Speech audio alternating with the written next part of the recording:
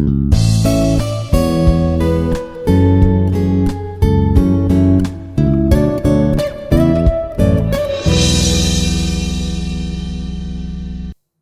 is Dr. Govardhan, Professor and Head, Department of Aeronautical Engineering at Institute of Aeronautical Engineering, Hyderabad.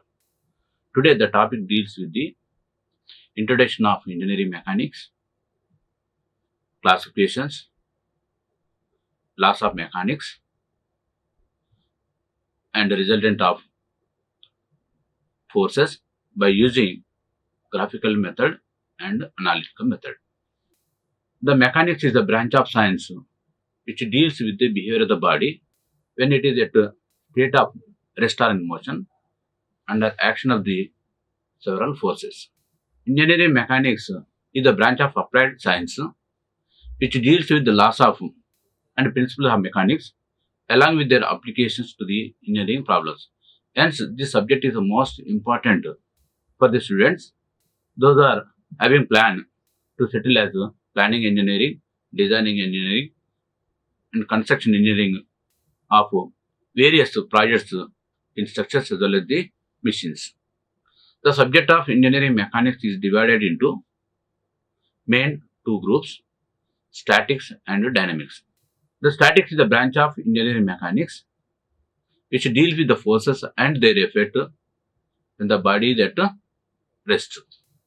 The dynamics is the branch of engineering mechanics which deals with the forces acting on a body when it is in motions. Here in dynamics, considering both the forces as well as the motion of the body. Dynamic is the branch of engineering mechanics which deal with the forces and their effects with the action of the dynamics. Dynamics is the branch of engineering mechanics which deal with the forces and their effects while acting upon the bodies in motion. The subject of the dynamics is further divided into two subgroups, kinematics and kinetics.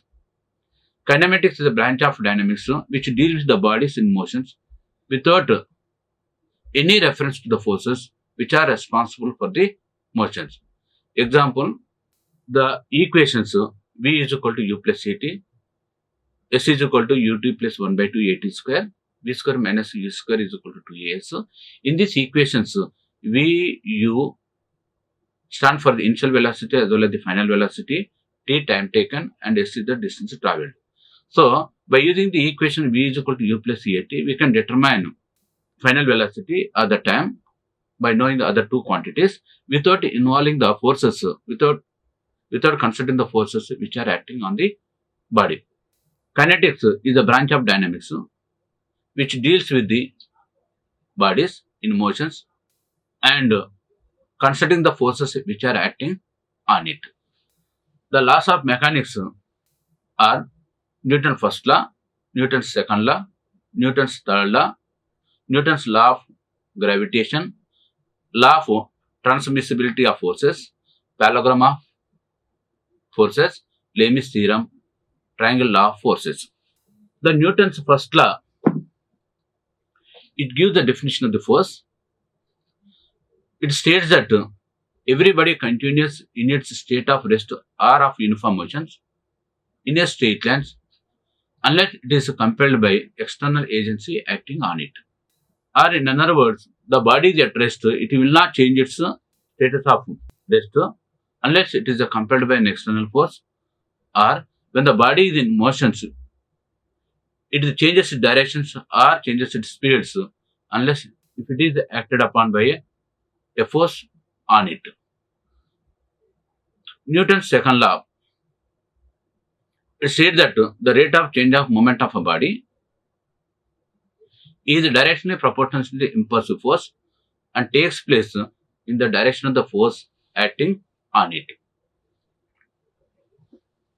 Here, rate of momentum means it is a product of mass and velocity. So, rate of change of momentum is directly proportional to the applied force. That is, F is equal to, we can take it as mv minus mu divided by t now. Or m, if it is the mass, it remains constant, hence we can take it as divided by t, or we can take it as m into a now. That is, it gives the quantity of the force acting on a body. Newton's third law states that for every action there is an equal and opposite reactions. Example, a body is resting on a table, having its weight, assume W, it is acting vertically downward directions, but it is not at all moving in downward directions because the table also exert a reaction of equal to W in opposite directions to keep the body in a equilibrium position. Or that means here the weight body there, body, here assume the body, here W is the weight, it is balanced by the reactions which is offered by the table on it to keep it in equilibrium positions. Newton's law of gravitation, it says that every particle attracts every other particle in the universe with a force which is directly proportional to the product of their masses and inversely proportional to the square of the distance between them. That is, F is equal to G into M1 M2 divided by D square, where F stands for the attraction force between the masses M1 and M2, which are separated by a distance D now, where G is known as gravitational constant. Law of transmissibility of forces. The state of rest or motion of the body is unaltered if a force acting on a body is replaced by another force of the same magnitude and direction but acting anywhere in the line of action of the applied force. This principle is most useful for analysis of the problems when several forces are acting on a machine or structure. Parallelogram of forces. This law is important for determining the resultant of two forces acting on a body by using graphical method. This principle states that if two forces are acting simultaneously at a point, be represented in magnitude and direction by the adjacent sides of a parallelogram, then the diagonal passing through that intersection of that point is representing the resultant of the two forces. Parallelogram of forces. This principle is most useful for finding resultant of two forces acting on a body by using graphical method. It said that if two forces are acting simultaneously at a point, be represented in magnitude and direction by the two adjacent sides of a parallelogram, then the resultant is represented in magnitude and direction by the diagonal of the parallelogram passing through that point. Here, this is the point on the body. Here, the force P is acting on a body. It is represented both in magnitude and directions. And then one more force is also acting, which is also represented both magnitude and directions. Then the resultant of these two forces is represented by the diagonal of the parallelogram. The parallelogram of forces. This principle is generally used for determining resultant of two forces are acting in a body.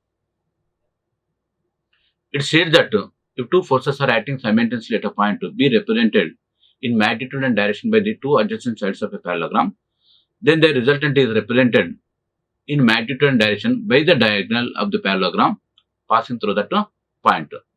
Let P and Q are the forces acting on a body at a point O. It can be represented both in magnitude and direction of two adjacent sides of a parallelogram. That is, here assume it is the one force P, in the Q is another force. Both are acting at a point O. These two forces are represented as the diagonal of represented as adjacent sides of a parallelogram.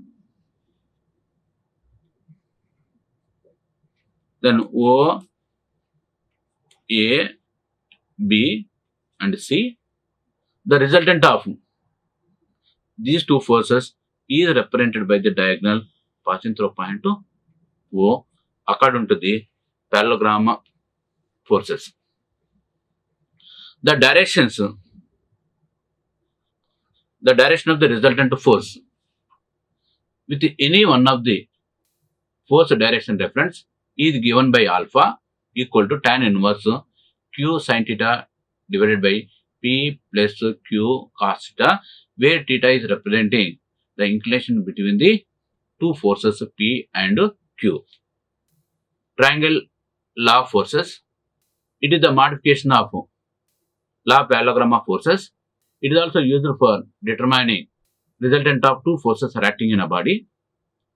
This law states that if F1 and F2 are the forces are acting in a body, can be represented as two adjacent sides of a triangle taken in order. Then the resultant of these two forces is represented by the closing side, but in opposite order. That is, here O, A, it is representing force F1, and AB is representing force F2, both in magnitude and direction, taken in order. Order means here tail and here head, tail and head.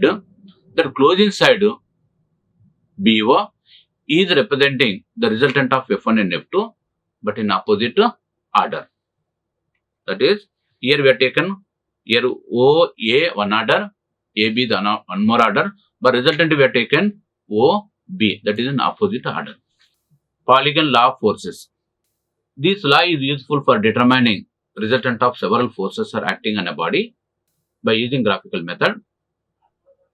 It states that if number of forces are acting simultaneously on a particle, be represented in magnitude and direction by the sides of a polygon taken in order, then the resultant of all these forces may be represented in magnitude and direction by the closing side of the polygon taken in opposite order.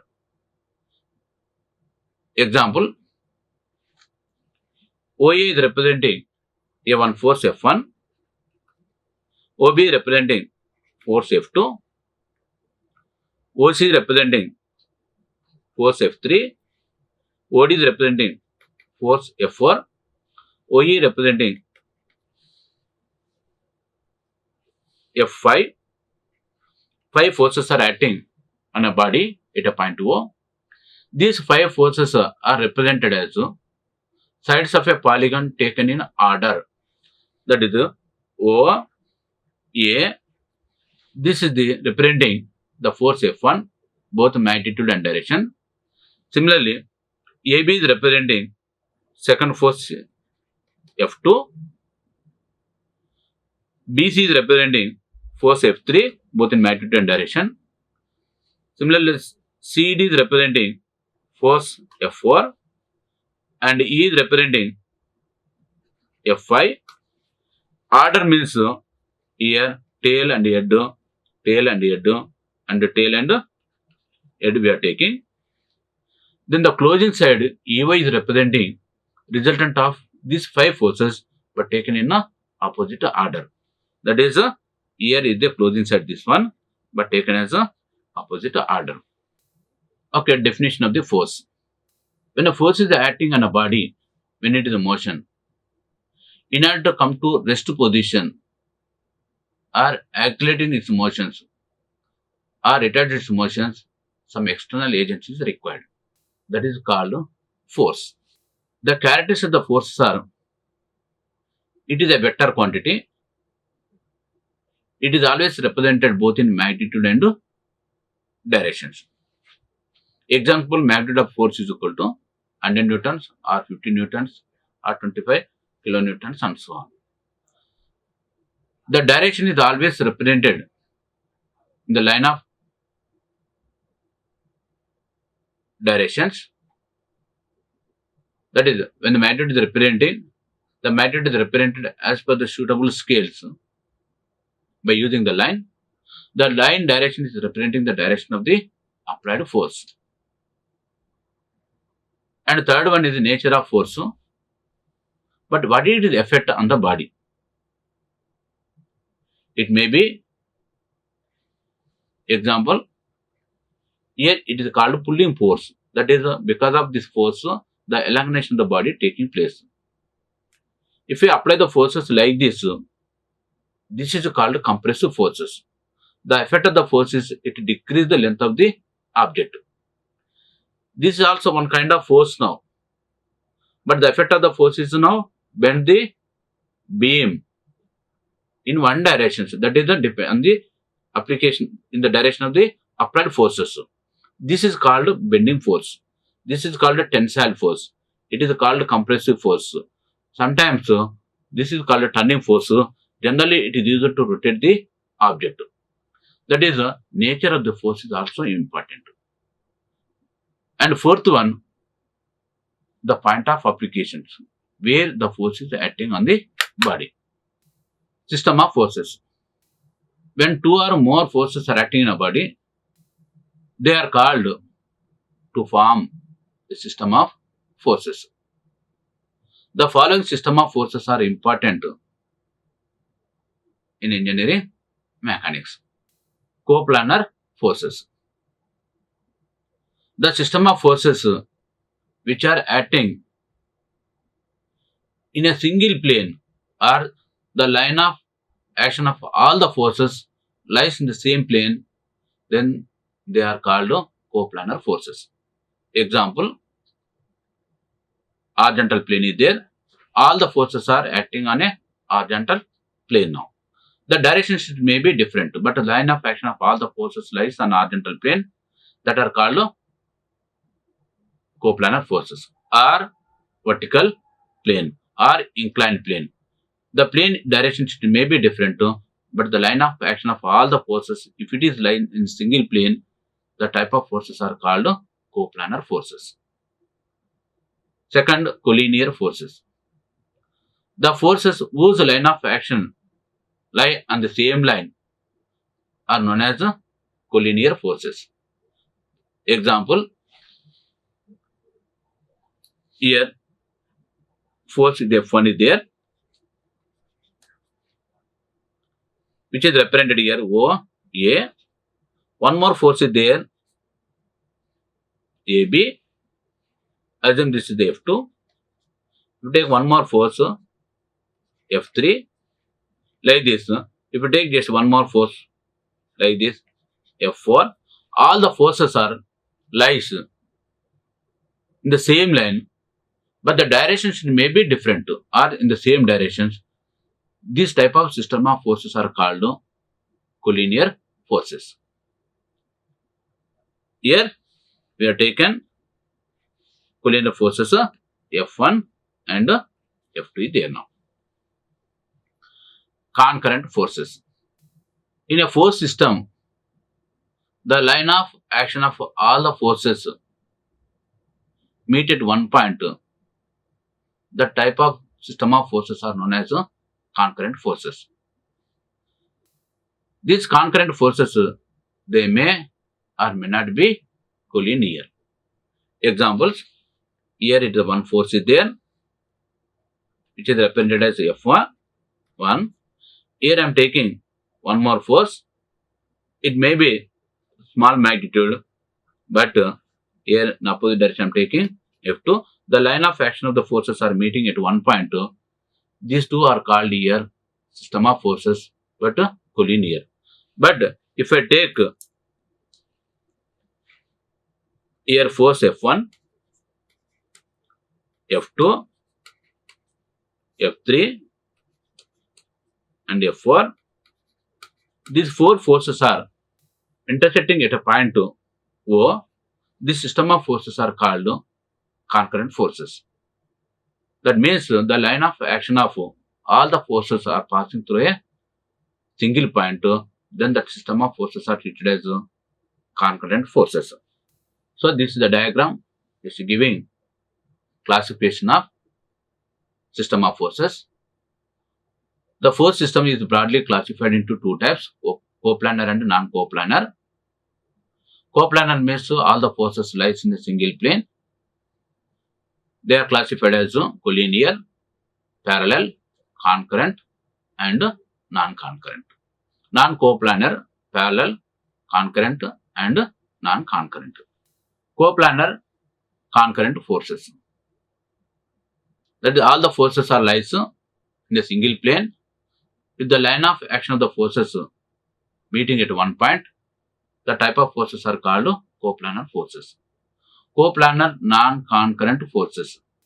All the forces of the system of forces lies in a single plane, but the line of action of all the forces do not pass through a single point. Then they are called coplanar non-concurrent forces. Examples: the ladder is there now, which is kept against the wall. When man is moving this along the ladder, his weight, the weight of the ladder, and the reaction forces all are lies vertically, vertically. That means they are lie in a vertical plane. These are called here, and the example, the ladder, which is kept against the wall. Here, horizontal plane and vertical plane. The ladder is kept here against the wall. This is nothing but ladder. The person is moving upward directions. Assume this is the position of the man. The weight is acting here, but the system is in equilibrium positions. It is preventing falling downward directions. Hence, the reactions, it is acting upward directions now. If it is a point B, I am taking the reactions here, FB, and the normal reactions, it is also acting. Generally, they are called NB. At the ground, again the reaction is there. This is called NA, and the friction force is also acting, FA. This I will explain all the things later. But these are the forces that are acting on a ladder. When it is in equilibrium position, the forces NA, FB, the weight of the person, weight of the ladder, they are acting in vertical directions, that is vertical plane. But the forces FA as well as the NB, they are in horizontal plane. But the system of forces lies more than in one plane. Hence, these are called non-concurrent, non-coplanar forces.